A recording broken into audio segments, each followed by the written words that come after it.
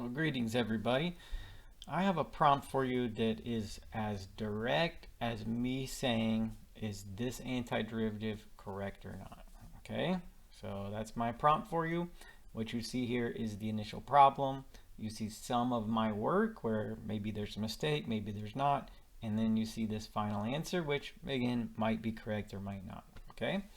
All right, so that's my prompt for you, correct or not, and then you're looking at it. Um, but I want to point out something about this initial problem in my note here. It says here that that number k right there is an unknown constant, okay? And for me to say that brings me into the discussion of what's a constant and what's a variable as opposed to being a constant, okay? So let's go over here, and I have something that is really direct about constants versus variables. I want to say it because I would feel better making sure everybody knows the difference, okay? So constants versus variables, what's the difference? Here's a simple function. It says y is 2 times x plus 5. Well, the 2 and the 5 are constants, and the x and the y are variables. Okay. And what that amounts to is that the x and the y can take a variety of different values. Here I've made a table. I've chosen different x's. I've done the calculations over here. I've gotten different y's. And then you can see that the x and the y can take different values. The 2 and the 5 are fixed. They don't change, okay? Um, so I guess you could say variables are not fixed, they're not constant, right? And that's why we call the numbers constants and the letters variables. Okay, so that's the basic idea.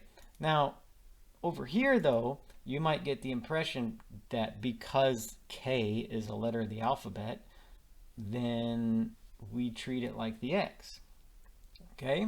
That it's a variable, but that's not actually what we have.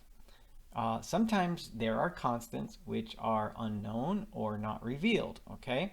So that number k, despite how it might look to you, is a constant. It's not like the x, okay? The x is a variable.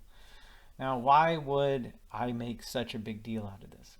Well, in calculus, the rules for constants are different than the rules for variables. So as I worked this, I used different rules, okay? And the rules have been covered in other videos that I posted, so on. But those rules apply differently to variables than they do to constants. So, okay, that's my point. Now, I'd like you to inspect this and see if you think it's correct or not. And if you don't think so, if you see a mistake, tell me exactly where it is. Tell me what the correct answer should be. And then that is my prompt for you.